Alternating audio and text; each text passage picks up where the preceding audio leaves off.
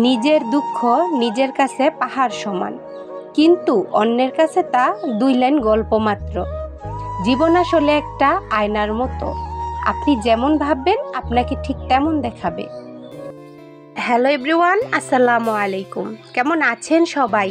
আশা করি আল্লাহর অশেষ রহমতে বেশ ভালো আছেন। আলহামদুলিল্লাহ, আমরাও ভালো আছি। নতুন একটি দিনে আরও একটি ব্লগ নিয়ে চলে এলাম আপনাদের মাঝে। আমি মনিকা সোনারগাঁ থেকে বলছি। মনিকা হবিস চ্যানেল থেকে আপনাদেরকে আরও একবার স্বাগত জানাই। আমার কণ্ঠ শুনে আশা করি বুঝতেই পেরেছেন যে আসলে অনেকটাই অসুস্থতায় আছি, তো যে কারণে এতদিন ভিডিও আপনাদের কাছে শেয়ার করতে পারিনি। তো এখন আলহামদুলিল্লাহ অনেকটাই সুস্থ আছি, যে কারণে চলে এলাম আবারও আপনাদের মাঝে। তো এটা হচ্ছে আমার মেজো ফুপুর বাসা। তো ওনাদের বাসার পাশেই ওনাদের আরও একটি বাসা আছে, আর ফুফাতো ভাইদের বাসা, ওখানে গিয়েছিলাম। তো পুরোটাই শেয়ার করলাম আপনাদের সাথে, একটু ঘুরিয়ে দেখিয়ে দিচ্ছি। এই তো এই ঘাট আর মসজিদ এর পাশে হচ্ছে ওনাদের বাড়ি। এটা হচ্ছে নতুন বাড়ি, যা এখনো ঘর তৈরি করা হয়নি। আর মসজিদটা তো আমার কাছে বেশ ভালো লেগেছিল, মাশাআল্লাহ। তো শেয়ার করলাম আপনাদের সাথে। এদিকে শবে বরাত ছিল, তো অসুস্থতার কারণে যে কারণে আমি আর ফটোশ্যুট করতে পারিনি। তো যতটুকু শ্যুট করেছি এখানে তৈরি করেছিলাম বরফি।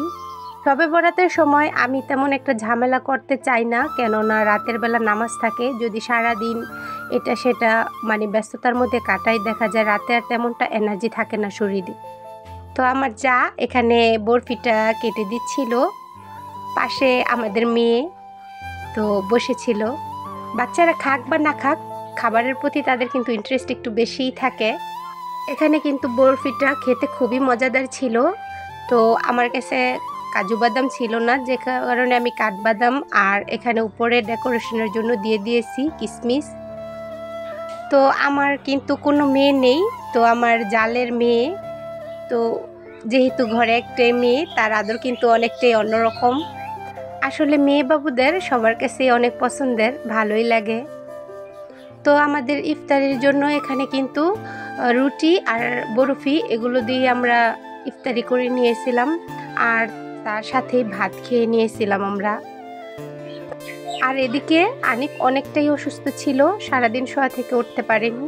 তো তার ভাই তার জন্য এই তো এখানে নিয়ে এসেছে এই লাইটগুলা। তো তার কাকিমণি এটা ধরিয়ে দিচ্ছিল, আর সবাই একটু মজা করে নিলাম।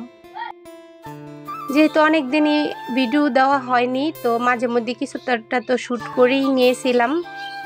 এটা হচ্ছে পরের দিনে। তো এখানে সকালের সকল কাজ সেরে রান্না বসিয়ে দিয়েছিলাম। আর এদিকে আবিরের বাবা নিয়ে এসেছিল কিছু সবজি। শীতের দিনে সবজি খুবই ভালো লাগে, কারণ অনেক ধরনের সবজি পাওয়া যায়। আর তাছাড়াও কিন্তু এবার সবজির দাম অনেকটাই কম।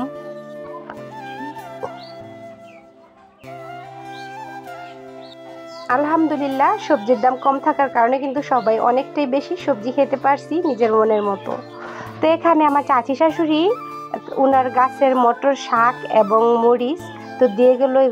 এগুলো আজকে ভাজি করে নিব, যেহেতু আবিরের বাবা ও বাসায় আছে।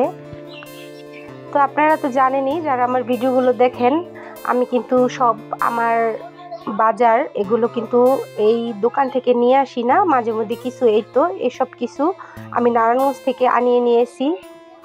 এখানে নিয়ে এসেছিল আবিরের বাবা 2টো চুষনি, আর নিয়ে এসেছিল গ্লিসারিন, শ্যাম্পু, আর তার সাথে স্নো। এগুলো যদি পাইকারি দাম থেকে আনা যায় তাহলে কিন্তু দাম অনেকটাই কম থাকে। আর এখানে নিয়ে এসেছিল তেল, সরিষার তেল। এগুলো তার অফিসের সামনে ভাঙিয়ে বিক্রি করে, তো এগুলো নিয়ে এসেছে। তার সাথে নিয়ে এসেছে কিছু মশলা। তো আজকের ভিডিওটি আর বড় করতে যাচ্ছি না। তো সবাই ভালো থাকবেন, সুস্থ থাকবেন। আল্লাহ হাফেজ।